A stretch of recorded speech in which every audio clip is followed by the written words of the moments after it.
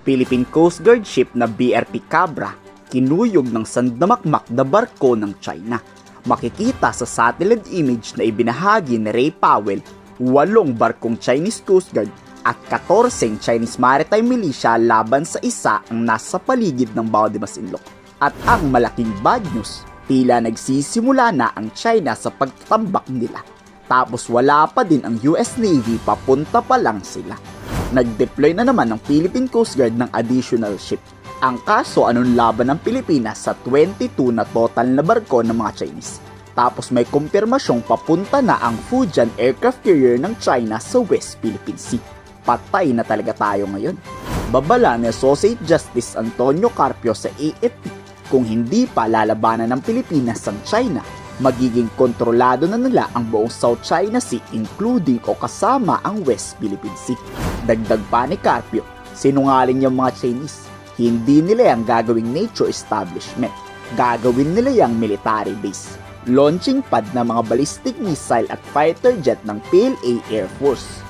The whole, on the northeast area, the Scarborough Shoal area, they don't have an air and naval base.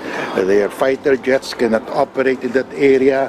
Cruise missiles cannot be installed in that area. But once they put up an air and naval base on Scarborough Shoal, they will have a triangle of air and naval bases on the Paracels, the Spratlys, and Scarborough Shoal. So they have a full coverage of the South China Sea.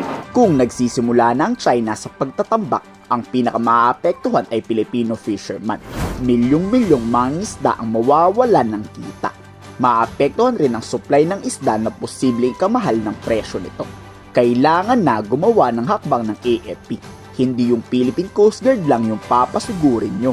Kapag nagkaroon ng nature reserve. Kasi unang-una, kapag nagkaroon ng nature reserve, dinideprive mo yung Pilipino na makakuha, mangisda doon sa Scarborough Shoal. Dapat natin intindihin na ang Scarborough Shoal ay nabuo para maging traditional fishing ground. Ibig sabihin, kahit sino ang pwedeng mangisda dyan, no? Hindi pwedeng isang bansa lamang yung dominante dito, no? Kinakailangan ipaalam natin sa buong mundo na dito nag-umpisa lahat ng pakikipaglaban natin sa China. Binigyan din naman ni Secretary Anyo, hindi daw nila hahayaan ng China ang tayuan yan. Pero bakit Coast Guard lang ang pinasugod? Dapat yung mga warship na nagbabantay dyan ngayon sumugod na rin. Hindi yung nakatambay lang at paikot-ikot sa Bao de Masinloc. If you recall, we have the Declaration of Conduct of Parties. And it's very, very clear in the provision that there will be no occupation of unoccupied feature.